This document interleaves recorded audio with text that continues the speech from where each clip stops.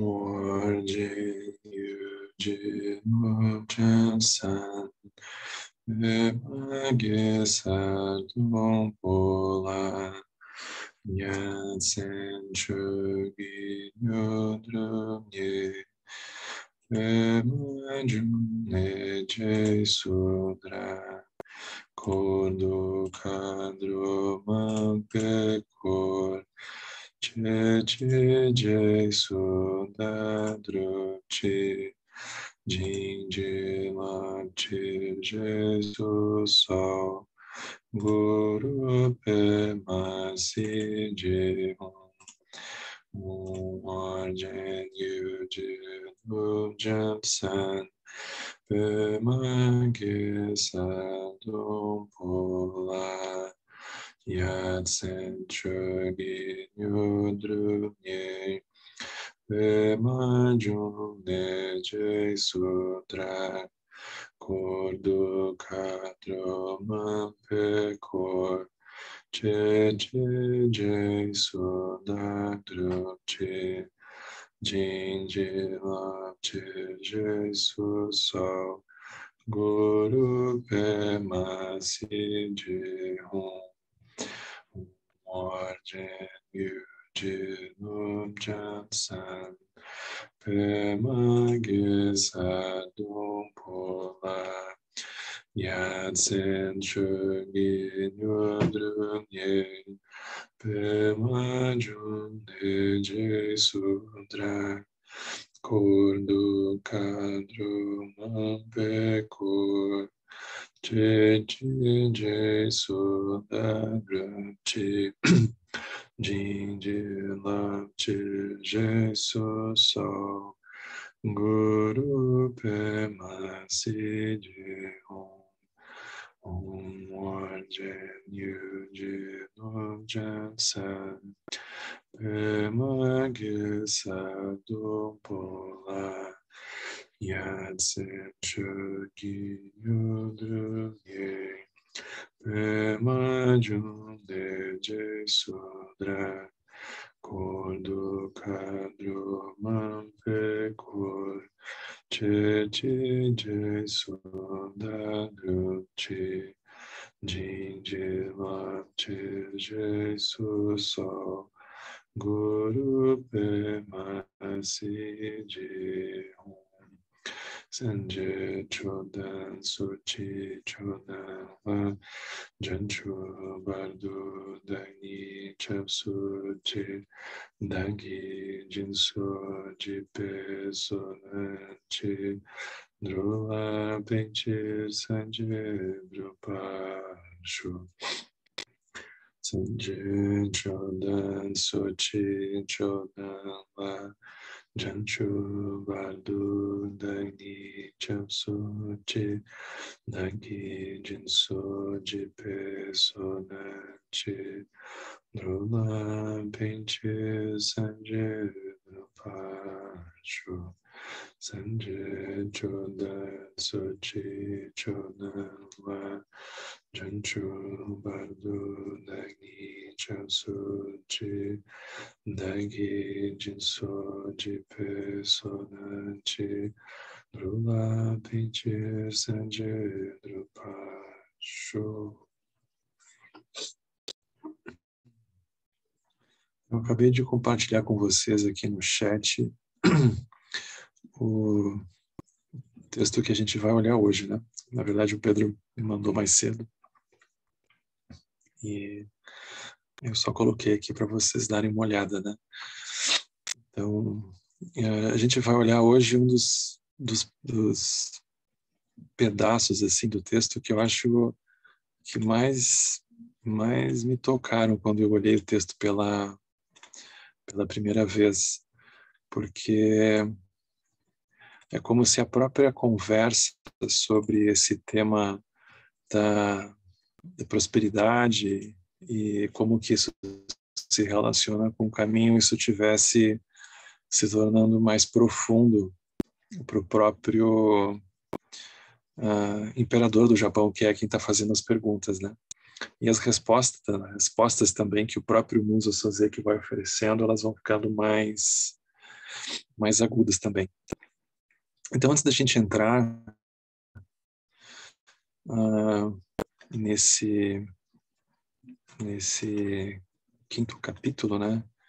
Eu só queria aproveitar e a gente ler mais uma vez o que a gente viu na semana passada, que é o quarto. Eu mandei o link para quem não tem salvo aí, aqui tem o pedaço da semana passada, né? Então a gente vai só reler uma nova vez o quarto capítulo, que se chama Renunciando à Avareza, e aí a gente entra nesse de hoje, né? Porque de alguma forma eles se comunicam, né? Então, uma coisa importante da gente lembrar é assim, parece que a questão que a gente está sendo levado a conversar é assim, como é que eu equaciono, ou como é que eu equilibro a minha prática pessoal, do meu caminho espiritual, com as questões de pagar as contas, sobreviver e sobrar um pouco de dinheiro e ter um pouco de conforto. Como se a gente estivesse tentando encontrar um equilíbrio no meio dessas coisas, né? Mas, na verdade, o que a gente vai se dando conta com o avanço das conversas, né, e do diálogo, como ele vai acontecendo, é que a questão principal não é tanto o que está na nossa frente, que é a avareza, ou a prosperidade, ou o dinheiro, ou alguma coisa em si, mas é o lugar que a gente se sente se relacionando com a vida. E aí, quando a gente fala assim, o lugar que eu me sinto me relacionando com a vida, aí a coisa fica muito mais interessante de olhar, porque a gente escapa de uma sensação assim, quase que utilitária ou autocentrada do meu caminho e da minha prosperidade e da minha avareza, como se eu estivesse olhando para alguma coisa específica que eu estivesse tentando ir tirar dentro de mim, assim, eu localizei, passei no scanner, aí eu localizei a avareza. Aí agora eu tiro a avareza, aí então eu fico melhor para praticar o caminho. Então a gente provavelmente tem uma visão assim, né? Mas aqui, na verdade, o que o Muso Soseki está nos convidando a fazer é a gente olhar qual é esse lugar que eu me sinto existindo e me sinto relacionando com a vida, né? Nem com a minha vida pessoal, assim, de cada um de nós, pessoal, mas é com a vida como um todo, né? Que lugar é esse que eu me sinto me relacionando com as coisas, que eu me sinto construindo essas coisas, né? E o meio hábil que ele utiliza é conversar sobre esses tópicos, né? Agora ele vai falar de avareza, depois ele vai falar de prosperidade, assim por diante. Mas a gente tem que guardar essa lembrança que o que importa não é tanto o que está na frente, prosperidade, avareza, mas é o lugar que eu sinto que eu estou me relacionando com as coisas, que eu estou me relacionando com a minha vida. Então, nas traduções do Caminho do Ouvinte, a própria expressão Dharma, muitas vezes, ela é equacionada à verdade. Então, não é relacionado a alguma verdade budista, mas é a verdade com relação à natureza da vida, das coisas, da realidade mesmo, né? Então, é como se, na verdade, ele nos estivesse nos convidando a gente se harmonizar e confiar numa sabedoria profunda de como que a realidade acontece. E é uma realidade que ela ultrapassa os 6 reinos, ela ultrapassa as emoções perturbadoras, ela é uma realidade que sustenta a vida, né? Então ele vai nos convidar a olhar desse lugar. E aí o que a gente vai chamar de caminho tem menos a ver com aprimoramento pessoal e mais a ver com uma habilidade, uma qualidade nossa de olhar para as coisas e entender profundamente como é que elas acontecem. Então é interessante a gente tentar, ainda que ao mesmo tempo a gente o tempo todo é como se a gente fosse colocado diante de um espelho em que cada uma dessas questões a gente dá uma parada e pensa, mas como que eu lido isso, né? Como que isso é dentro de mim? E isso é necessário que a gente faça? É como se a gente precisasse também ultrapassar uma, uma sensação de individualidade, né? Ou seja, do meu caminho pessoal, Henrique, que eu estou aqui praticando e tentando ser melhor e tentando me purificar, porque essa visão, ela, por incrível que pareça, ela é um pouco estreita.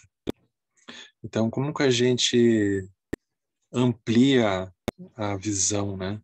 Então ele vai respondendo e ao mesmo tempo ele vai convidando a gente a visitar esses lugares mais amplos, né? Então, por exemplo, aqui no quarto capítulo, né, que a gente viu na semana passada, que é super curto, é um parágrafo, na verdade. A pergunta é assim: então, o imperador do Japão da época, né, Todayoshi, ele diz assim: eu compreendo plenamente que quando eu abandono o desejo pela prosperidade, a prosperidade naturalmente vem na nossa direção. Eu fico lembrando daqueles imãs de geladeira: gentileza gera gentileza, né? Esses lemas assim, bicho grilo, né? A gente tem vários desses, né? Então aqui é como se é quase um desses dizeres assim de imã de geladeira, né? Bom, eu abandono a prosperidade, e a prosperidade vem na minha direção. Tá, eu entendi isso, né? Mas e aí? Mas abandonar esse desejo é excessivamente difícil. Como é que a gente faz isso? A pergunta, né? Aí o Musa Soseki, ele responde: não é difícil se o nosso desejo de livrar-se da avareza for tão profundo quanto o desejo por prosperidade. Porém, se deixarmos de lado a avareza com a esperança de obter boa fortuna, isso não é melhor do que buscar a felicidade através de esquemas lucrativos. Então, aqui é mais uma questão de novo do lugar, né? O que lugar que eu tô quando eu me relaciono com isso, né? Então, se eu quero abandonar, vamos dizer assim, uma emoção perturbadora, aqui ele colocou a avareza, mas pode ser qualquer outra. E aí eu quero abandonar aquela emoção perturbadora, para então eu ser uma pessoa melhor, e ele vai dizer, isso é bom, mas é totalmente insuficiente. Porque é como se a gente abandonasse aquilo e a gente guarda dentro de nós uma sensação que o universo vai então corresponder para nós e aí então a gente vai ganhar alguma coisa. Eu fico lembrando daquela analogia que o Paulo Freire fazia, né, do sistema educacional bancário, né, como se a gente guardasse um pouco essa sensação bancária de a gente é como se a gente tivesse uma contabilidade em plano sutil que fica contabilizando. É quase aquela imagem, né? Eu cheguei no fim do dia, quantas ações de Bodhisattva eu fiz hoje? Aí eu fiz tantas, aí a gente anota em algum canto da nossa mente, né?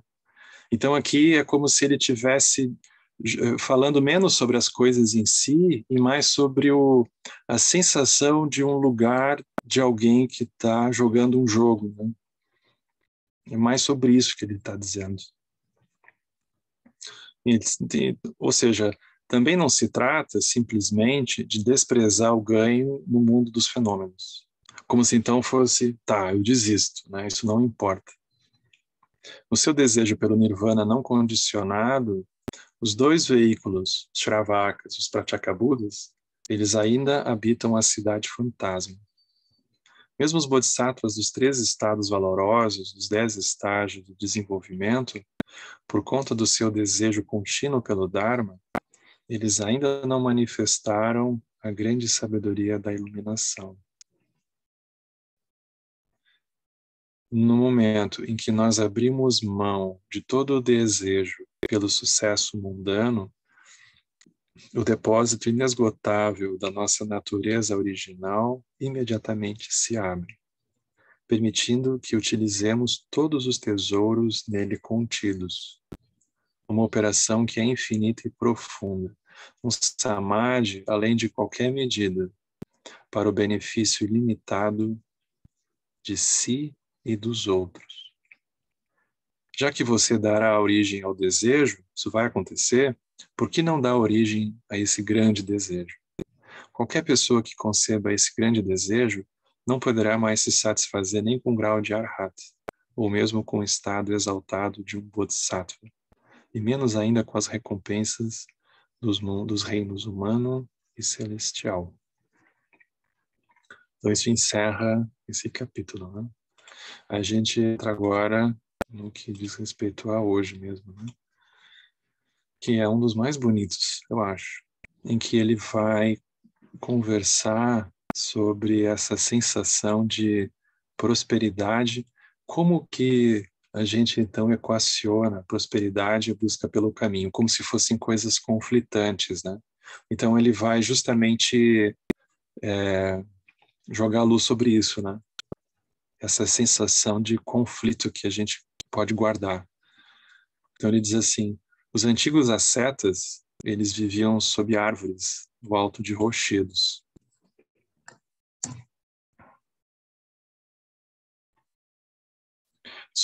Sobrevivendo de nozes e bagas, e vestindo roupas feitas de folhas. Ou seja, o que era aquilo, né? É mais ou menos isso. É errado que uma pessoa incapaz de seguir o exemplo deles busque a prosperidade e uma longa vida para que possa praticar o caminho do Buda? Essa pergunta é muito boa. Ela é muito boa, porque, vamos dizer assim, para muitos de nós, para todos nós, isso é uma questão cultural para a gente, né? A gente fica lendo os livros dos tibetanos, por exemplo, dos indianos antigos, e aquilo, num sentido grosseiro, é totalmente incompatível com o tipo de vida que a gente tem agora, né? Outro dia eu estava lendo a biografia do Tulku Urgyen, o pai do Ingrid Rinpoche, do Tsoknyi Rinpoche, assim por diante. Aquilo parecia um outro planeta que eles viviam, né? Aí ele dizia que ele ia até uma região do Tibete e daí ele encontrava um grande lama. Aí pedia, então, para que ele desse uma transmissão de um ensinamento. Aí ele dava. Durava 9 meses aquilo. Aí todo dia eles iam lá, como se não tivesse mais nada para fazer da vida, do mundo, não tivesse filho, não tivesse conta para pagar. Eles estavam lá. Aí depois ele pensava, eu acho que precisava entrar em retiro. Eles entravam em retiro. E a gente lê essas histórias, assim, tá lendo no celular às vezes, a gente está lendo no computador, conectado à internet, com um monte de coisa acontecendo. Então a gente vai, como se nunca encaixasse, a gente dá uma olhada na nossa vida, a gente lê aquilo, parece que nunca encaixa. Então a sensação do imperador é um pouco essa, né? A gente lê que os antigos ascetas viviam sob árvores, no alto dos rochedos. Eles viviam de nozes, eles pegavam coisas que tinham por ali, né? E vestiam roupas feitas de folhas. Ao imperador dava uma olhada e pensava, isso, eu não vou fazer isso, não vai rolar para mim, minha vida não cabe dentro disso. Como é que eu faço então? Aí é muito interessante, porque ele já se dá conta assim, é errado então não conseguir viver dessa forma, porque é um pouco a sensação que a gente tem, né? Que a gente não só não consegue se encaixar, mas é como se tivesse uma sensação de frustração, porque eles é que eram os Jedis, né, que faziam aquilo acontecer, e a gente não. Então é errado que uma pessoa incapaz de seguir o exemplo deles, porque imagina, ele era o imperador do Japão, ele tinha família, ele tinha que seguir aquilo. Então como é que faz? É errado que uma pessoa incapaz de seguir o exemplo deles, ou seja, de viver essa vida, isso não é para mim isso. Busque a prosperidade e uma longa vida para que possa praticar o caminho do Buda? A pergunta é muito boa. Aí o Musa Soseki começa a elaborar em cima disso. Aí ele diz assim: embora buscar a prosperidade em virtude do caminho, aqui é como se fosse, em virtude do caminho seria assim, para poder praticar o caminho também, né? Para poder praticar o caminho. Então, embora buscar a prosperidade em virtude do caminho, para poder praticar o caminho, seja certamente diferente do desejo pelo ganho mundano, Ainda assim, aquele que a busca se alegra quando a sua busca é bem-sucedida e lamenta quando ela não o é. Ele possui uma coisa, porém lhe falta outra. Aqui ele está falando sobre dukkha, né? Ele está falando sobre insatisfatoriedade. Então ele está dizendo, não tem como resolver essa questão se a gente não ampliar a visão. Porque a questão não é se a gente está preocupado em ter o sustento ou não nesse sentido, mas é o quanto que a nossa energia, a nossa mente pode ser sequestrada, capturada por aquilo, e a gente dá tanta solidez que aquilo nos derruba. E a gente não perceber essa qualidade de dukkha. Então ele está falando sobre dukkha, ou seja, não tem como resolver essa questão no sentido externo. A gente tem uma coisa e falta outra. Isso é descrição de dukkha, né? Então pronto, a gente consegue alguma coisa, a gente, um tempinho, já começa a pensar, e agora? A gente parte para outra. A gente está satisfeito no momento, mas aí a gente anseia por aquilo que virá a seguir. Aí a roda gira, né? Isso é a primeira, na verdade. Aí ele fala assim, passar os seus dias sobrecarregado com tais preocupações triviais irá atrapalhar o caminho e certamente nunca haverá avanço nele. Por fim, aquele que busca se aproxima da hora da sua morte, apenas para descobrir que a sua prática é imatura, devido à sua busca pela prosperidade em virtude do caminho. Poderá ele, então, pedir que a sua vida seja estendida para que ele possa morrer quando a sua prática estiver completa? Os antigos mestres ensinavam que o alimento ele é necessário apenas para a manutenção da vida e que as roupas elas são necessárias apenas para afastar o frio. Mesmo a mais pobre das pessoas tem alimento e roupa suficiente para isso. Embora o que comemos e vestimos não seja de melhor qualidade, da melhor qualidade, isso é incomparavelmente melhor do que os alimentos selvagens e das roupas de folhas dos antigos ascetas. Aqueles que seguem o caminho do Buda, sem cobiçar as próprias vidas, sempre terão, com a ajuda dos 3 tesouros e das deidades celestiais, alimentos e roupas suficientes para manter a sua prática. Isso é verdadeiro, até mesmo se lhes faltarem boas sementes kármicas. A gente tem que confiar nisso. Como se fosse assim, o refúgio principal da pessoa for esse, isso aqui nunca vai faltar. Em toda a história, por exemplo, de pessoas que entraram em retiro, nunca alguém precisou sair de retiro porque acabou a comida. Isso nunca aconteceu. É um milagre, que não tem muita explicação de bom senso, mas nunca falta o mínimo para a pessoa fazer a prática, nunca vai faltar. Então, isso aqui é um tipo de confiança que a gente precisa ter, mas parece que isso aqui é alguma coisa ligada a um caminho espiritual de uma tradição religiosa, alguma coisa assim. Mas, na verdade, é como se ele estivesse falando de Bodhicitta. Bodhicitta não é de uma tradição religiosa, né? É simplesmente a pessoa aprofundar a visão e aspirar que os seres também aprofundem a visão. E tem um mérito tão incomensurável nisso que o apoio vai aparecer. Vai aparecer. Eu lembro o Lama usando uma imagem uma vez que a gente... Ele dizendo assim, ele estava num shopping, né? E aí ele viu uma cena que ele disse que ele fez uma associação muito bonita, assim, exatamente com esse trecho, né? Ele disse que estava vendo um bebê desses, assim, por volta de 1 ano de idade, que estão aprendendo a caminhar sozinhos, né? E ele estava com toda a família. Pai, mãe, padrinho, tio, avó, estava toda a família junto. E é aquela coisa que parece meio bêbado, né? Bota um pé, aí tu não sabe se aquele outro pé vai chegar também, e vai cambaleando, né? E aí o Lama conta que estava vendo a cena e a criança ia na frente e toda a família ia atrás, pronta para juntar caso ela caísse, mas estavam deixando a criança fazer o que ela conseguia, né? que era botar um pé, ela rodopiava um pouco, botava o outro e ela ia indo. Mas toda a família estava atrás para segurar qualquer coisa que acontecesse. Aí ele diz, a gente precisa dessa confiança, que os Budas eles estão ali igual a gente, né? A gente está aqui, bota um pé, a gente rodopia, bota o outro pé, mas tem esse apoio. Aí ele usa uma citação aqui que eu acho muito bonita, que é assim, quando Dengyo Daishi, que era um grande mestre zen chinês, né? Dengyo Daishi, ele estava no seu leito de morte, estava morrendo, né?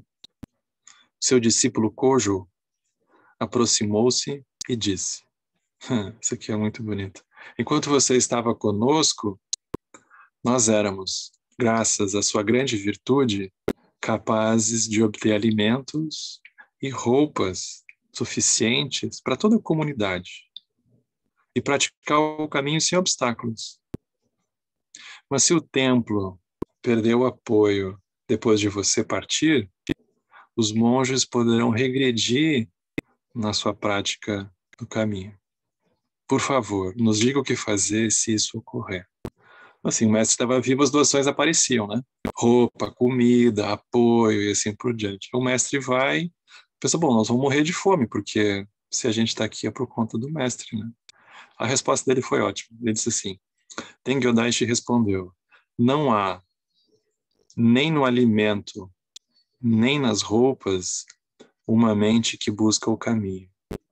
Mas, na mente que busca o caminho, há roupas e alimentos. Aparece. Se você compreende verdadeiramente a sabedoria da resposta de Dengyo, então buscar a prosperidade em virtude do Dharma, de fato parece uma tolice. Essa resposta aqui é um koan, né? Então tinha que guardar essa resposta aqui, porque é como se ele estivesse dizendo assim, não, vou trabalhar mais um pouco, eu junto um pouco mais de dinheiro, daí eu consigo fazer prática, eu vou ter mais condições de fazer prática. Como se a gente usasse como um subterfúgio para então depois a gente fizesse isso que é o ponto, vamos dizer assim, principal, né? Então aqui é como se ele estivesse nos convidando a refletir se isso não pode ser um, um subterfúgio, muitas vezes, que a gente pode usar para escorregar do ponto principal, né? É óbvio que em termos externos a vida era muito mais simples naquela época, né? Mas ainda assim tem muita verdade nisso, porque se o Dharma está vivo e as coisas todas estão funcionando até hoje, é exatamente por conta dessa sabedoria, né? O budismo não tem nenhum sistema de patrocínio ou alguma coisa assim, né? Nunca teve.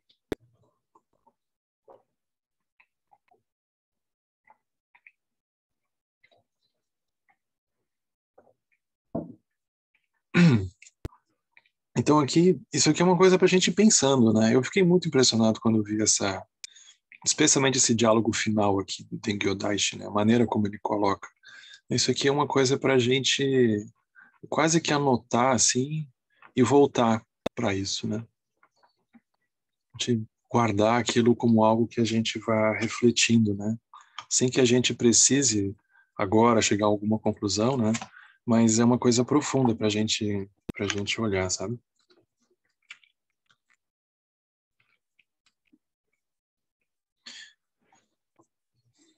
Aí vem o capítulo 6. O capítulo 6 é um capítulo, para os parâmetros do texto, né, até um capítulo longo, então a gente não vai olhar ele inteiro agora, né?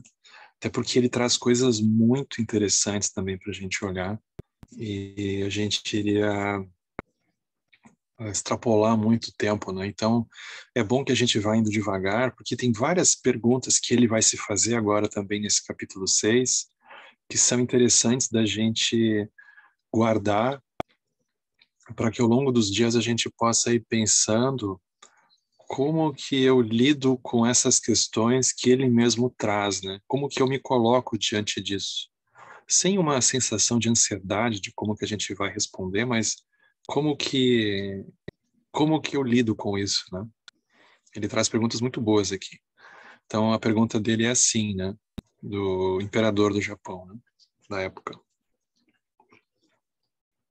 Ele diz assim: os Budas e os Bodhisattvas, eles fazem o voto de realizar os desejos dos seres sencientes. Então a gente ouviu falar sobre isso, né? As preces de súplica é assim: realizem os meus desejos, né? A gente repete isso várias vezes.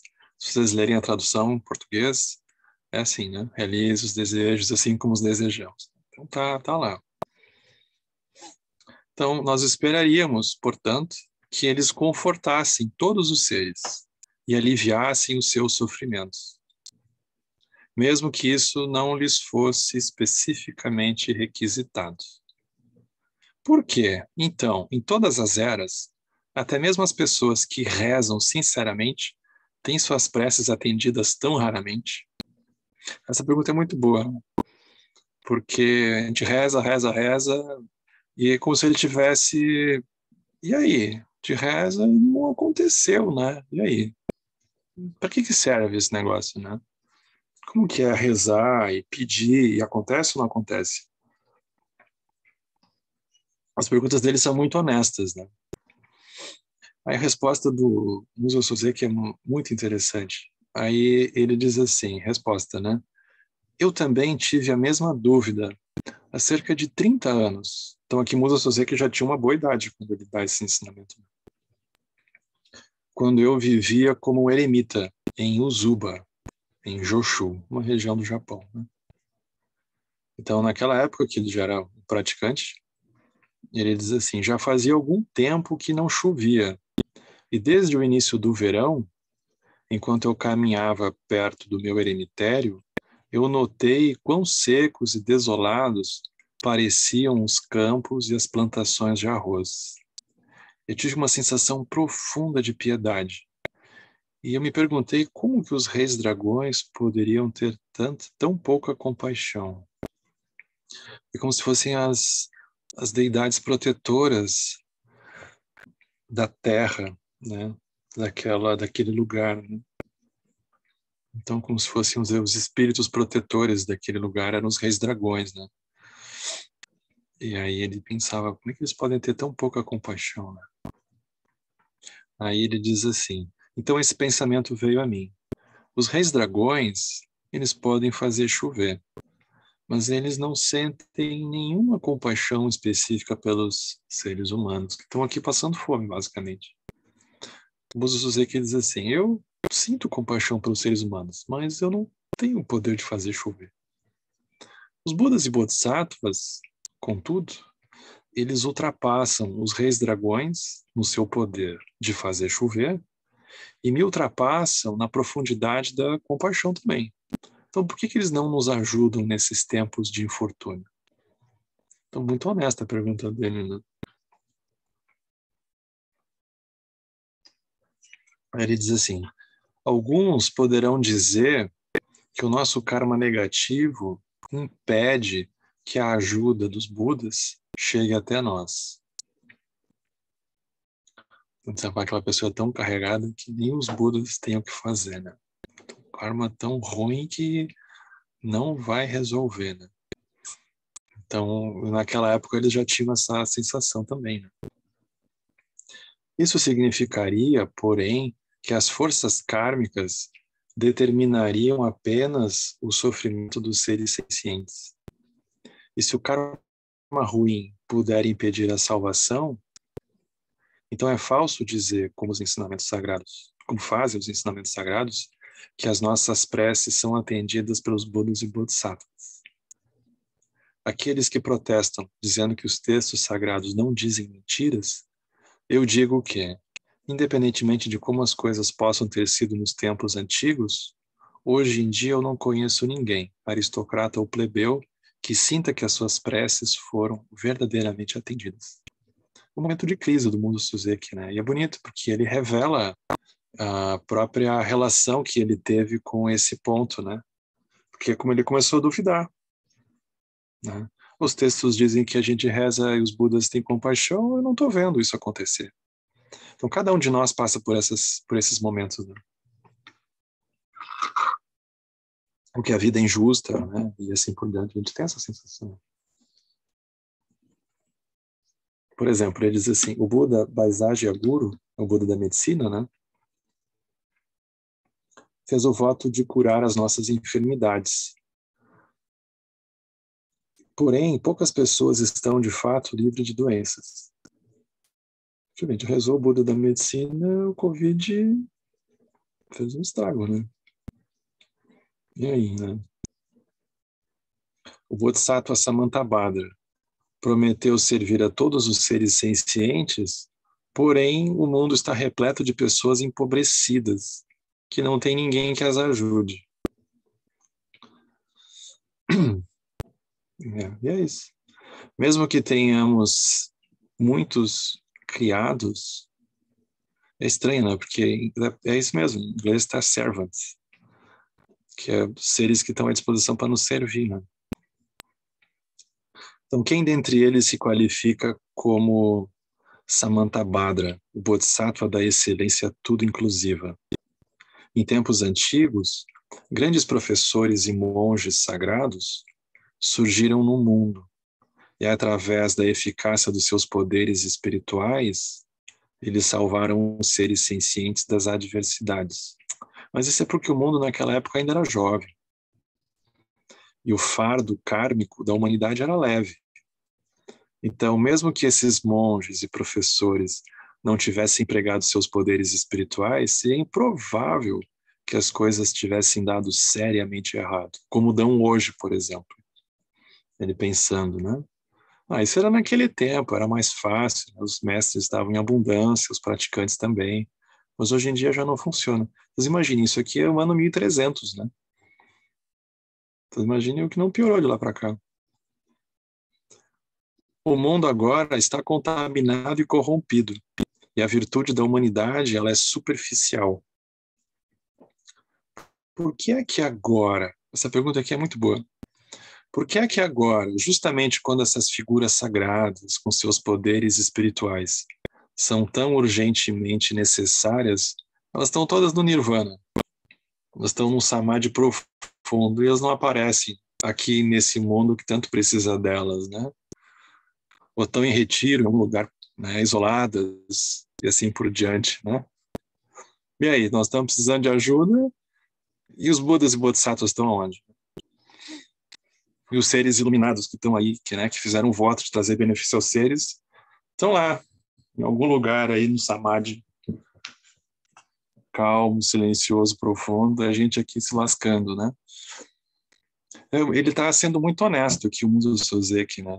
Então, é como se, da nossa parte, a gente teria que ver se essas questões não surgem para nós, né? E eu acho importante que elas surjam. Não só que elas surjam, como que a gente também, que a gente olhe profundamente para elas.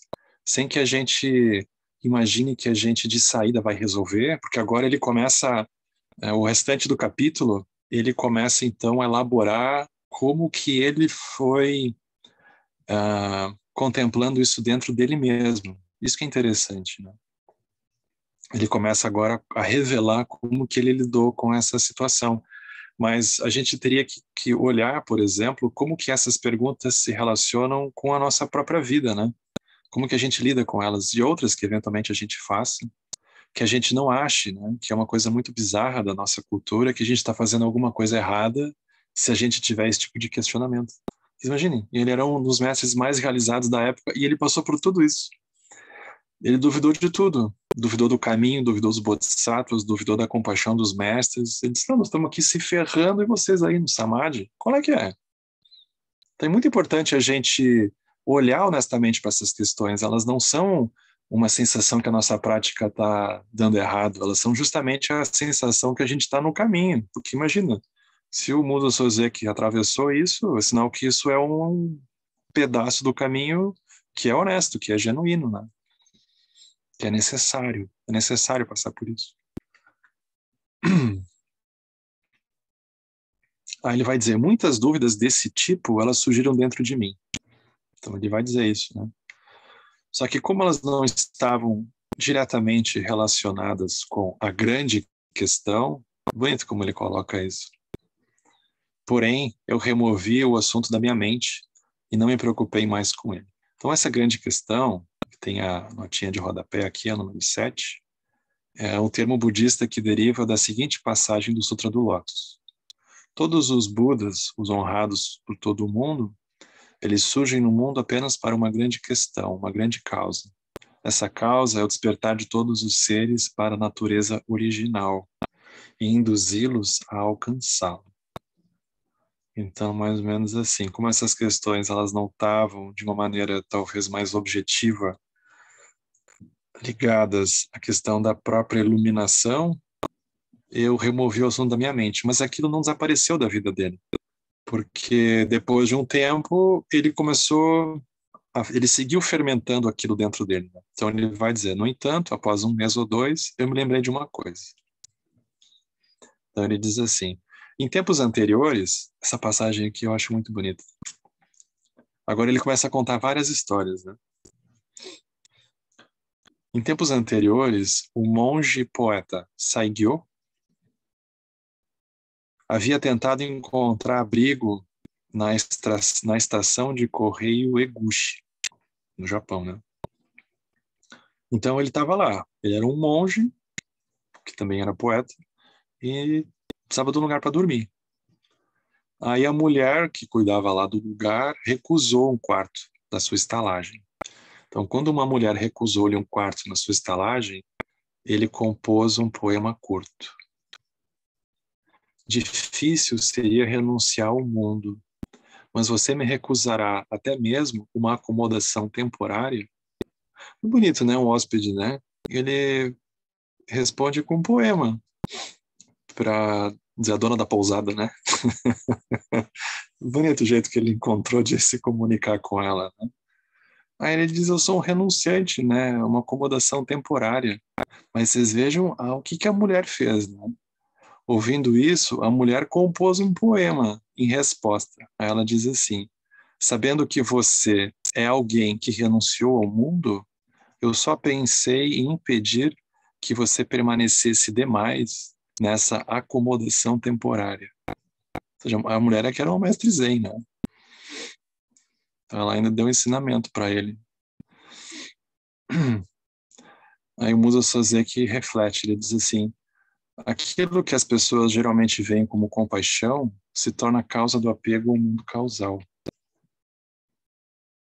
Assim, uma falta de compaixão e o fato das coisas falharem em seguir de acordo com os nossos desejos podem, na verdade, ajudar a nos liberar do ciclo do samsara.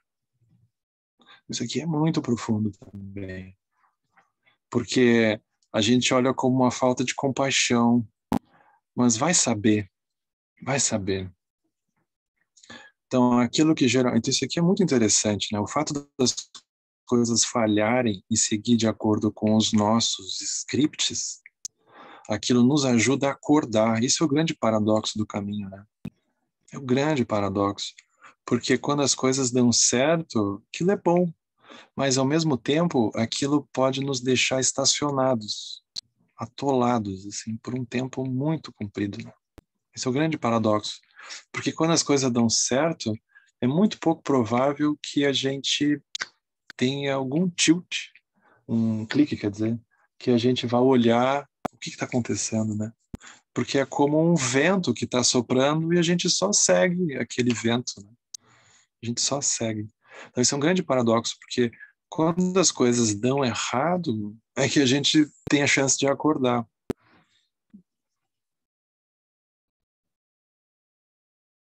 Agora, essa história, como ele contou aqui, ela é muito mais interessante. Então, essa notazinha aqui, essa notinha 9, né?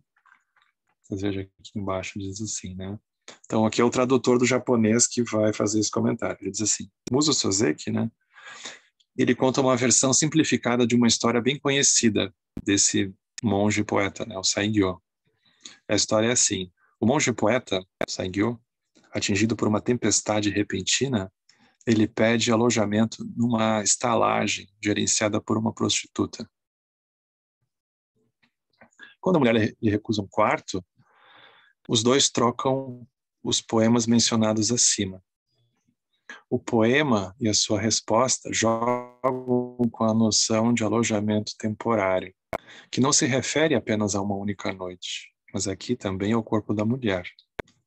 A história relata que Saigyo considerou a resposta da mulher tão perceptiva que uma vez que ela lhe permitiu que ficasse, ele terminou conversando com ela por toda a noite, enquanto ela lhe contava tristemente a história da sua vida. Subsequentemente, eles mantiveram uma correspondência e, posteriormente, a mulher escreveu a ele, dizendo que ela havia se tornado uma monja. Muito interessante como as coisas se desenrolam, né? Interessante.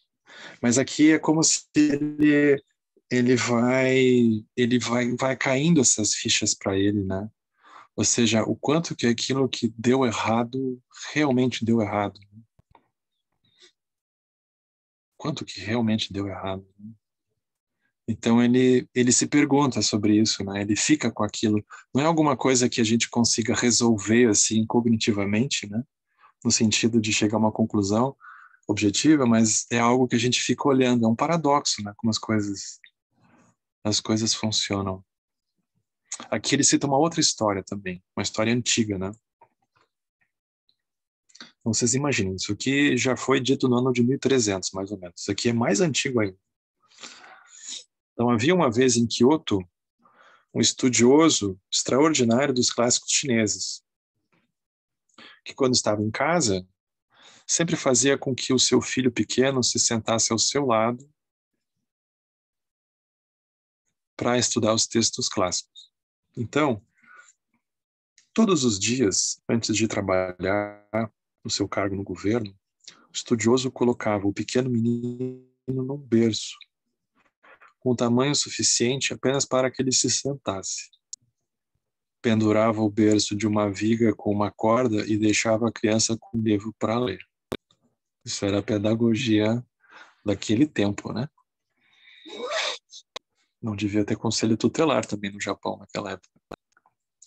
Em seguida, porém, a madrasta do menino sentia pena dele e abaixava o berço para que a criança pudesse brincar até a hora do retorno do pai, quando ela colocaria o menino de volta no berço, para, né, dizer que o menino ficou lá o dia inteiro, que o penduraria novamente na viga. Naquela época, né, o menino se ressentia com a rigidez do seu pai e apreciava a bondade da madrasta. Lógico. Quando o menino cresceu, os seus esforços lhe permitiram seguir o seu pai na ocupação da família, e ele foi nomeado o secretário do Grande Conselho do Estado. A essa altura, o seu ressentimento de infância em relação à estrita disciplina do seu pai havia se transformado em gratidão, e ele se deu conta de que a bondade da madrasta, tão apreciada na época, havia sido, na verdade, um obstáculo. Da mesma forma, eu percebi que eu havia me enganado completamente em relação à benevolência dos Budas e dos Bodhisattvas, e abandonei a minha visão equivocada de que nessa última era eles não demonstram compaixão alguma. Então ele vai contando como que ele foi navegando por dentro disso, né? Ele diz assim: os Budas e Bodhisattvas, eles fizeram diversos votos, mas no coração de todos eles está a intenção de liberar os seres sencientes da delusão, sem início, do samsara, e de conduzi-los à margem iluminada da mente pura original. O voto dos Budas e dos Bodhisattvas é esse, na verdade. É liberar os seres sencientes da delusão, sem início do samsara, e de conduzir esses seres à margem iluminada da mente pura original. Esse é o voto. Então a gente tem que guardar isso, né? O voto é esse. Todos os desejos dos seres comuns, contudo, têm suas raízes no mundo do renascimento e da morte. Eles têm, ou seja, têm um renascimento dentro de alguma coisa que a gente obtém, aí a gente obtém aquilo, Aí a gente, uma vez que a gente teve, a gente fica com medo de perder. Ou tão pronto a gente teve e a gente já está um pouco frustrado, porque não era bem aquilo que a gente tinha imaginado, porque aquilo tem alguns probleminhas que a gente não imaginava que podia ter, então agora a gente quer uma outra coisa. Então ele vai mostrando isso, né? Como que a gente vai conseguir oferecer alguma coisa que faça acordar dentro disso, né? Como ajudar, né?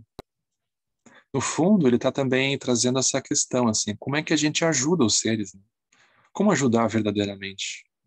Porque é muito impactante, né? Ele não está dizendo que a gente não deveria ajudar os seres, né? Não é esse o caso. Mas ele está nos convidando a refletir, assim, como é que a gente ajuda de um jeito mais profundo que seja, né? Seria verdadeiramente compassivo da parte dos sábios sagrados satisfazer tais desejos? Então, isso aqui é uma pergunta, ele não vai responder, porque a gente é que vai ter que contemplar isso, a gente mesmo, né? A gente vai ter que pensar sobre isso. Interessante a gente olhar, por exemplo, onde é que foram parar desejos que a gente tinha 10 anos atrás, né? Então, teve alguns que a gente satisfez, a gente realizou. É muito interessante, né? Porque a gente satisfez e realizou alguns deles, mas ao mesmo tempo é como se tivesse um fundo da nossa vida que segue igual. Ele segue igual, mesmo a gente tendo realizado eles. Tem outros desejos que a gente não realizou, a gente esqueceu deles, a gente nem lembra mais. Às vezes a gente vai encontrar alguma outra pessoa que vai dizer: você lembra que você queria tanto aquilo naquela época? A gente nem lembra mais. Ainda assim, tem um fundo da vida que segue acompanhando a gente, que também não aconteceu grandes coisas. Então aqui, a questão que ele está tentando nos fazer contemplar é como que a gente atravessa esse fundo que parece que não se mexe, que é o fundo que sustenta nossa vida, né? Nossa sensação de vida do samsara, né? Aí ele pergunta: seria verdadeiramente compassivo da parte dos sábios sagrados satisfazer tais desejos? Mesmo assim, ele diz, né? Os Budas e Bodhisattvas ocasionalmente concedem desejos de um tipo secular, de acordo com a natureza e os gostos dos seres sencientes. De forma que esses seres possam ser gradualmente conduzidos em direção à liberação. Mas não se pode esperar que eles realizem os desejos daqueles para quem a satisfação do desejo mundano encorajaria o orgulho, o apego e a autoindulgência sem arrependimento.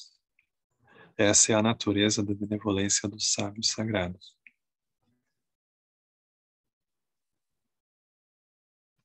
Assim, o fato de que, ao longo das eras, as preces dos seres sencientes não tiveram nenhum efeito, aparentemente, nenhum efeito aparente, pode ser visto como uma evidência que elas tiveram de fato um efeito. Por quê? Aliás, um exemplo, né? Do mesmo modo, quando os médicos tratam os enfermos, eles devem ocasionalmente dar-lhes remédios de gosto amargo e às vezes queimar moxa sobre as suas peles. Pacientes tolos, compreendendo equivocadamente as intenções dos seus médicos, reclamam que buscaram tratamento para curar a sua dor, mas o tratamento está piorando. A medicina chinesa, né, tem isso, né? Às vezes a pessoa chega mal, o início do tratamento ela consegue ficar ainda pior, para depois ela melhorar, né? Mas é como se fosse um princípio de ir até o fundo daquele sintoma para então atravessar, né? Eles suspeitam que falte compaixão ao médico, mas não é que falte compaixão ao médico. O verdadeiro problema é a visão distorcida dos pacientes. Os pacientes aqui somos nós, né? A gente vai parar nesse ponto aqui, né? Porque já dá bastante coisa para pensar, né? Ele já traz bastante coisa para pensar.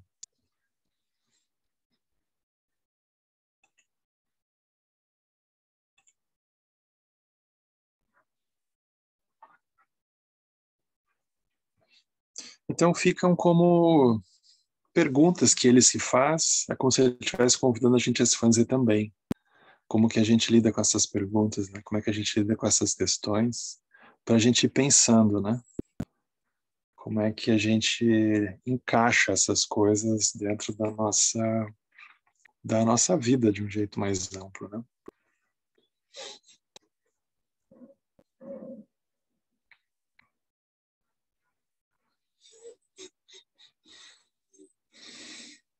Mas se alguém quiser dizer alguma coisa, fique à vontade, por favor.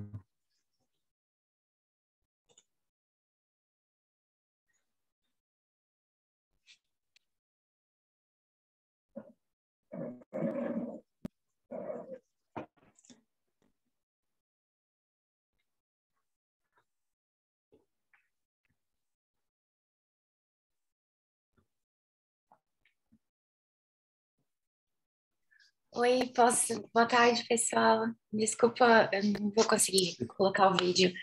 Só para eu coloquei uma observação aqui, não sei se ficou claro, é que o dia que Eu não o cheguei a ler, peraí. ah, Por favor, pode falar, Cris. sim, nessa noite o Lama falou assim, eu achei extremamente interessante. Ele falou assim que nós podemos seguir, né, sem nos preocupar com algumas coisas, assim, né, que basicamente assim, que a gente pode Uhum. quebrar os votos e seguir, que o problema assim não é nem tanto quebrar os votos. O problema é não ter essa consciência e seguir, né, sem tentar, pelo menos, fazer melhor, né? É mais ou menos isso que ele quis dizer, nas minhas palavras. E aí ele falou assim, Uhum. daí a gente vai caminhando, seguindo, né, sem se preocupar, a gente vai quebrando os votos, ou, enfim, né, e vai fazendo as coisas, ah, enfim, e vai seguindo. Ele falou, daí as daquimes aparecem. Aí ele falou assim, mas sabe que a pior coisa que as daquimes podem fazer é não fazer nada, é deixar a sua vida, as nossas vidas no automatismo. Eu achei aquilo muito interessante. Né? Porque quando ele falou É. aquilo, eu já imaginei as daquines, né, cortando as cabeças, né? Que a gente pensa Uhum. que é o pior Uhum. que a daquine pode fazer, né? Então a daquine vem ou Uhum. espeta a gente com garfo. E aí o lama vem e Uhum. me sai com essa. E eu achei aquilo incrível. E é verdade, né? As daquines ignorarem, nos ignorarem, É. simplesmente segue aí com a tua vida e a gente segue no automatismo, né? Que aí eu lembrei um pouco porque você falou, né, que a ideia do, né, a maior aspiração dos Budas e Bodhisattvas é justamente nos tirar desse automatismo, né?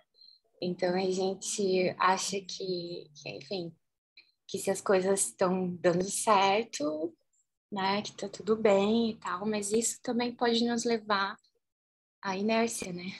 E é justamente a deixar as práticas, enfim, e as contemplações de lado, né? E é um pouco isso, assim, eu super lembrei dessa fala do Lama. É Obrigada. verdade. Obrigado por lembrar disso. É. Isso foi o sábado passado, né, que ele falou isso, sábado à noite. Foi super bonito. Isso, desculpa se minhas palavras foram um pouco confusas, mas isso Não, ficou. mas foi exatamente isso. É. Uhum.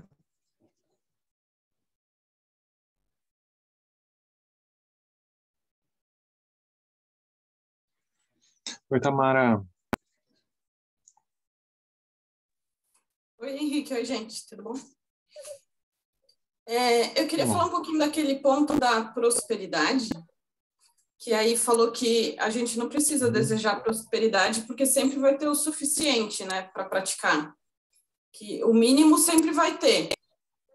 Aí eu fiquei pensando que assim, tá, o mínimo para praticar a gente vai ter, mas na verdade a gente não quer, pelo menos assim, eu não quero só praticar, eu quero ajudar. E para ajudar, eu penso que é bom, bem bom, assim, quando a gente tem algumas coisas, porque aí a gente pode ter o que oferecer. Então, eu penso assim, eu não sei se eu penso errado, mas eu penso que hoje eu só tenho condições de ajudar porque eu consegui estudar, e aí eu tenho algum conhecimento, né? Eu tenho algum dinheiro para dar, eu tenho coisa para oferecer, roupas, objetos, até carinho e amor, eu só tenho para dar porque eu ganhei um dia. Então, aí eu fico pensando nessas coisas, sabe? Então, essas coisas, elas, parece que elas, por isso que a gente quer prosperidade, a gente não quer porque a gente quer viver no luxo, mas porque a gente quer também compartilhar. Eu pensei dessa forma. E aí, assim, eu acho que isso também, aí eu fiquei pensando, né? Se eu tivesse que escolher entre praticar e ajudar, eu prefiro muito mais ajudar do que praticar. E aí eu acho que isso também tem a ver com o gosto ou não gosto, né? Com a Vedana que a gente segue. E eu também acho que tem a ver com a identidade, assim, que reforça a identidade da pessoa que ajuda e que não quer ser ajudada. Eu acho que tem um pouco isso. Não sei, foi o que eu vi aqui. Não sei se você pode falar alguma coisa para, tipo, evitar essa... Não sei, porque parece errado preferir isso, entendeu? Parece que o certo é querer só praticar, porque não precisa querer ajudar. Precisa, mas não precisa. Eu não sei se eu consegui me fazer entender. Uhum.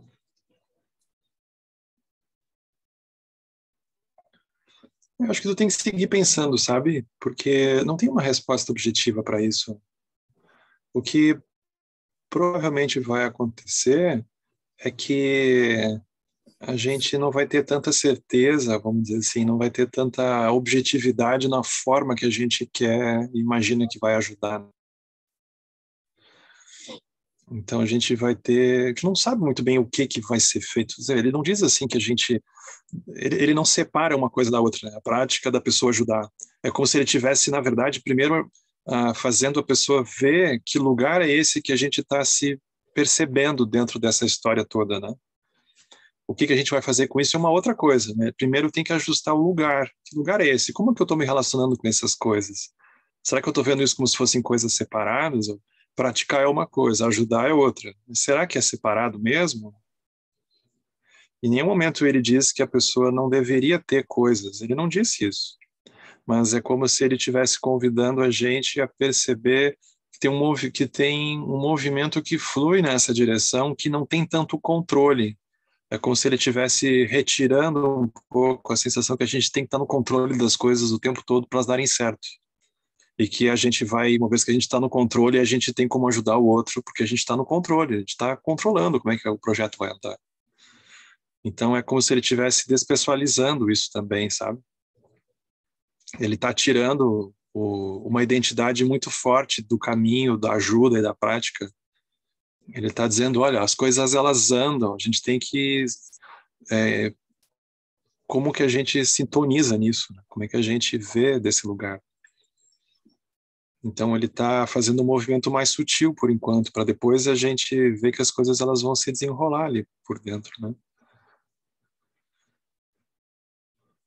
Eu acho que tem um pouco também de preconceito, no sentido de que só quem tem pode ajudar. Que às vezes quem não tem nada, às vezes pode ajudar mais do que alguém que tem bastante, né? Com certeza. Em todos os sentidos, eu acho. Ele não está dizendo para a gente abandonar a vida que a gente tem e a gente ter uma vida a mais. Ele não está dizendo para a gente fazer isso. Em nenhum lugar do texto ele vai dizer isso.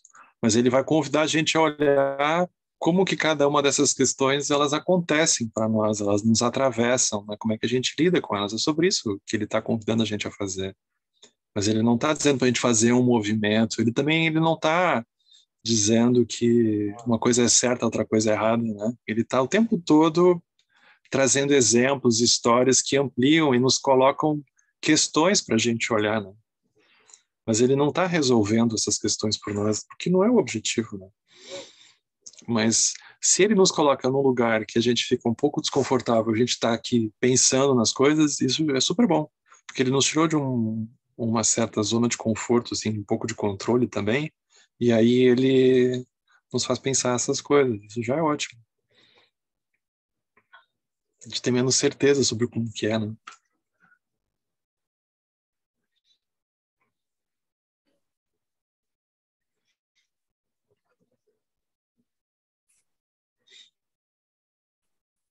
Certo, obrigada. Se ninguém quiser falar mais, eu falo mais uma coisa. Se puder. Então, continua, por favor. É sobre a outra coisa lá das preces não serem atendidas, né? Que quando a gente faz as preces, a gente pede para realizar os nossos desejos assim como desejamos. E aí, às vezes, eu acho que o problema é o como a gente deseja, porque a gente se prende do jeito que a gente deseja, né? Então, que nem eu fico pensando que para eu ajudar, eu tenho que estar numa posição de privilégio de ter coisa para dar. Mas, às vezes, uma pessoa que não tem nada pode ajudar muito os outros, né? Mas eu não quero, eu quero estar na posição de quem tem. Então, eu não posso desejar isso. Eu tenho que desejar ajudar, independente da forma que seja, da forma que aparecer, que surgir, né? Teve uma vez, há muito tempo atrás, eu não conhecia o budismo ainda, eu li um livro que chamava As 10 Orações que Deus Sempre Atende. Que, tipo, às vezes a gente fica nessa coisa, né, que a gente reza, reza, reza e nada dá certo. E aí, eu não lembro das 10 orações, né, mas eu lembro de algumas coisas, que uma era fazei de mim um instrumento. Aí ele não fala como que é o instrumento, né, só fala que é um instrumento. E eu acho que é difícil fazer essa oração, pedir para ser um instrumento, porque você não sabe de que forma que ele vai te usar. Pode ser de uma forma que você não goste, mas ainda assim vai ser um instrumento, né? Aí tinha outros tipos, assim, mais ou menos que eu lembro, assim, tipo, me dê forças, ele dá de alguma forma, talvez você não percebe, né? Mas ele dá. Ô, Tamara, tá me escutando? Tô. Eu acho que você está falando daquela oração de São Francisco, não é? Não, a oração de São Francisco é uma oração. Aí isso que eu estou falando é um livro. Mas você não falou antes de uma prece? Teve uma prece que você falou que não lembra qual era. Não, uma das orações que Deus sempre atende é dessa, de fazer de mim um instrumento. E isso está na oração de São Francisco. Porque isso que eu ia falar, por isso que eu estou confusa. Não, tá. Que eu lembrei.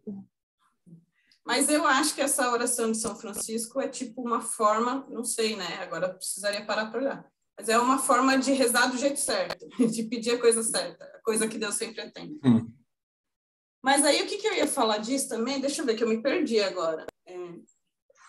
Então, é que aí depois disso, porque sempre quando tinha alguém doente, eu meio que desejava para a pessoa se curar e para ter vida longa, né? Porque, tipo, a gente gosta da pessoa, quer que ela viva bastante. Mas aí eu vi que essa não era a forma certa de rezar. A forma certa de rezar é que ela seja feliz e que tenha uma vida boa enquanto ela viver. Se vai ser muito, se vai ser pouco, né? Que seja bom enquanto durar. Eu não sei se eu entendi direito, mas eu entendi desse jeito.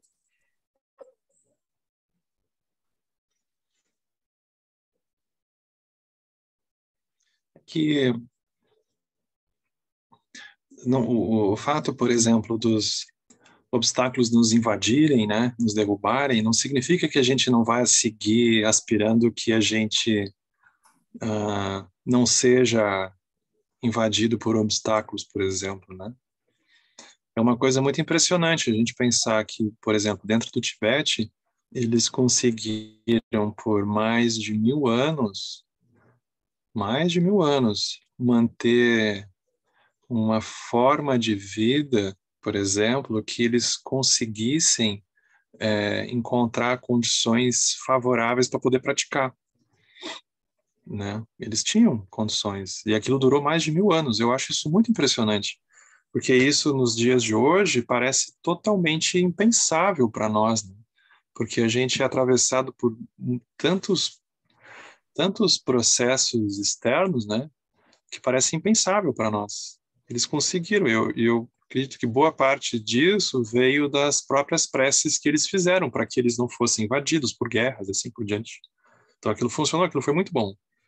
Mas uma vez que você está olhando para as coisas como separadas, você está dentro da roda da vida. Então a impermanência vai acontecer, né? Então quando ela acontecer, que a gente também olhe para o que estiver acontecendo. Mas a gente não tem como escolher o que vai acontecer. A gente não tem controle, né? Não tem controle sobre as coisas. A gente não tem controle sobre os karmas que a gente tem guardado, a gente nem sabe que tem. Ou os movimentos que as dakinis vão fazer para chacoalhar a nossa vida, né? Uma das histórias mais impressionantes, né, do budismo tibetano era de um grande mestre, né?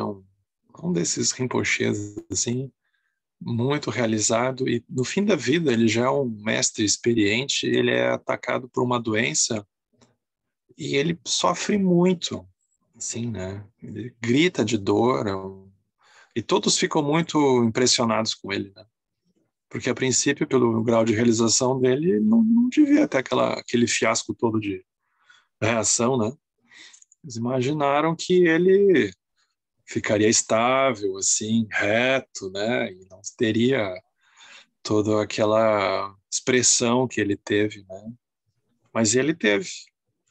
E no final ele diz que aquilo era um karma que ele tinha que passar por aquilo. E todo mundo entendeu. Ninguém julgou ele por nada. Aquilo era o que ele tinha que passar. Mas ele não olhou para aquilo como um fardo, né? Isso aqui é uma região kármica que eu vinha escapando de olhar para ela. E teve uma hora que ela pegou em cheio. Aí ele baixou a guarda e deixou a tempestade cair. E aí ele olhou para a tempestade e atravessou aquilo. Mas, ou seja, ele não olhou para aquilo como se fosse uma falha para ele. Ele não olhou como se aquilo não devesse ter acontecido, alguma coisa assim, né? Ele olhou, bom, isso aqui aconteceu, eu vou ter que olhar para isso, não vou escapar. Ele olhou. Então, ele não escolheu, sabe? É um pouco sobre isso, no fundo, que a gente está sendo convidado a olhar. Então, a impermanência acontece, os karmas, eles afloram, a gente está no meio disso. Mas a região de lucidez que a gente está sendo convidado a olhar, ela não diz respeito aos karmas e às nossas identidades, ela é uma outra coisa. O problema é que a gente fica associando a lucidez, a liberação, à identidade pessoal nossa. Pô, eu tenho esses karmas, eu me livro deles, mas não, uma coisa é uma coisa, outra coisa é outra coisa. Uma coisa é essa identidadezinha que anda, que tem esses karmas e essa sensação de existência. Outra coisa é a própria liberação, que não é a liberação de alguém, né? Lama vive lembrando disso, né? Do Sutra do Diamante, essa contemplação que não tem um alguém que atravessa as coisas, é simplesmente o revelar da realidade de uma forma mais profunda. Então aqui a gente também está sendo convidado a sair um pouco de uma visão excessivamente identitária das coisas, sabe? Excessivamente identitária. Assim. Eu isso, eu aquilo, né? Está sendo convidado a olhar de um outro lugar, menos controle. Só que isso é desafiador, né? Por isso que o texto é longo, porque a gente se debate muito por todos os lados. E a gente quer, daí a gente não quer, daí a gente reclama, daí a gente reclama dos Budas, dos Bodhisattvas. Então, todas essas coisas vão acontecer para nós, né? É inevitável, é como se ele estivesse dando cenas dos capítulos que a gente vai passar por eles, né? É assim, nós vamos passar por isso. Se ele passou, por que a gente não vai passar, né? E não tem um problema passar por isso, né? É assim mesmo. Nesse exemplo que você deu do mestre que teve muitas dores e se contorceu e tal, a gente também pode olhar isso, em vez de olhar que era um karma dele, que ele tinha que passar, a gente também pode olhar isso como se fosse uma forma dele ensinar os outros alguma coisa? Também pode. Uma forma que... É porque, sim, não foi ele que escolheu, né? Porque aconteceu com ele. Mas uma vez que aconteceu, ele usou isso a favor para, sei lá, passar algum tipo de sabedoria para os outros. É melhor ver assim, com certeza. Mas acho que ninguém escolhe isso, né? Ninguém escolhe passar dor ou passar por uma Não, com certeza. Com certeza. Mas vai acontecer. Obrigada. Mas aí é assim mesmo, né? A gente está dentro das 4 montanhas, né? Nascimento, doença, envelhecimento e morte, né? A gente espera o quê, né? Então a gente já não tem tanta surpresa, né? O Dilama estava brincando, a pessoa tem dente, tem o sofrimento de dor de dente. Se a pessoa não tem dente, não vai ter o sofrimento de ter dor de dente. Então, cada coisa que a gente tem, a gente vai ter o sofrimento ligado àquilo, né? A pessoa tem cabelo, ela tem os sofrimentos de quem tem cabelo. Se a pessoa não tem cabelo, ela tem os outros sofrimentos de quem não tem cabelo. Mas sempre vai ter alguma coisa, né? A pessoa tem olho, a pessoa tem sofrimento de quem tem olho. A pessoa não tem olho, tem sofrimento de quem não tem olho.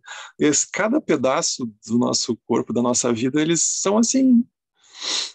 É muito desequilibrado. O samsara é muito desequilibrado. É um super milagre que a gente está aqui, assim. É muito milagre. Com a sensação que está mais ou menos funcionando, né? É muito milagre. Imagina. Mas obrigado, Tamara. Obrigada. Oi, Elise. Oiê, tudo bom? Eu Tudo estava bom. pensando agora, assim, da conversa que surgiu agora, né, sobre ajudar. E tem uma coisa assim que eu acho muito tocante assim do Lama, né, que quando a gente olha para os movimentos do Lama, por exemplo, né, é muito assim, Uhum. o Lama não faz nada sozinho, mas ele tem uma aspiração, ele divide essa aspiração com a Sangha e de alguma forma a Sangha se movimenta e mandala e vai surgindo coisas, né? E eu acho isso muito interessante, assim, a gente olhar também para isso, de como que os mestres utilizam os meios hábeis que eles têm, né? Porque às vezes a gente não precisa ter coisas para ajudar, a gente precisa saber quem sabe ou quem tem, né? Mais ou menos isso, assim.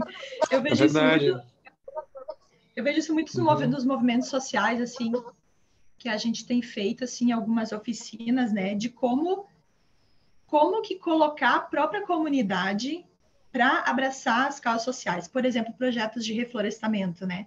Ninguém consegue plantar árvore sozinho, porque tem que fazer buraco, é bem complexo o negócio, né? Agora, se tu faz mutirões, por exemplo, se tu convida as pessoas a participarem, todo mundo quer plantar árvore. Quer dizer, não é todo mundo que quer, mas enfim, muita gente quer, né? E aí eu fico olhando esses movimentos assim do Lama nas aldeias, comprar áreas de terra, por exemplo, que estão degradadas e reflorestar e tornar aquilo um lugar também de terra pura para as pessoas poderem praticar num lugar assim que esteja mais calma, assim, onde fique mais fácil a prática também, né?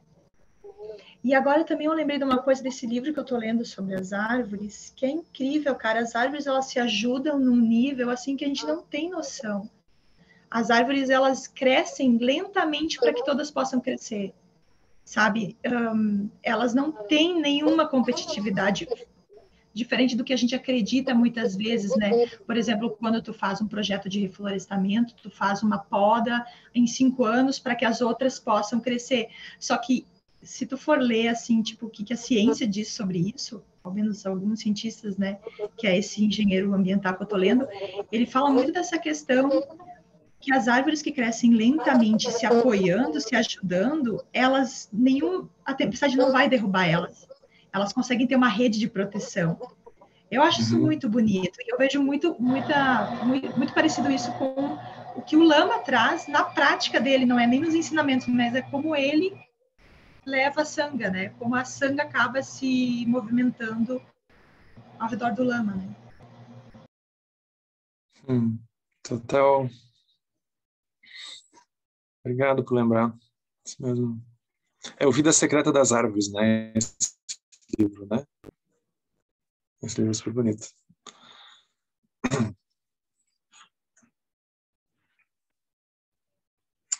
É isso. Isis. Oi, Isis. Oi, Henrique. Boa tarde, gente. Henrique, eu tô só um pouco perdida nesse estudo, porque eu acabei faltando os outros. E aí eu queria saber qual era a página que vocês estavam. A gente hoje começou o quinto capítulo, né? Mas ali na página do Google Drive você encontra desde o primeiro. Hoje é o terceiro encontro. Aí você encontra os que a gente viu nos 2 encontros anteriores. Tá lá. Beleza, obrigada. Nada. Então, a ideia é que a gente guarde com essas perguntas, essas questões como ele trouxe. Na semana que vem a gente volta, porque daí a gente vai passar por esse capítulo inteiro, aí a gente vai olhar mais um pouco isso. Né? Aí dá tempo para, durante a semana, a gente também ir pensando sobre essas coisas. A gente vai fazer dedicação. Que os méritos deste encontro se expandam e toquem a todos. Que o Mestre Universal da Paz e da Compaixão, Sua Santidade Dalai Lama, juntamente com todos os mestres de todas as tradições que veiculam essa mensagem, tenham longa vida. Que todos estejam a salvo de gerar pensamentos negativos, o obstáculo mais destrutivo. Que esses pensamentos nunca surjam em nossa mente e que todos os seres também estejam livres de pensamentos negativos. King of Chosung Ringo Chenzan Sasun Chapa Peldro Dio Chosung Dawada Midrau do Sung de Show.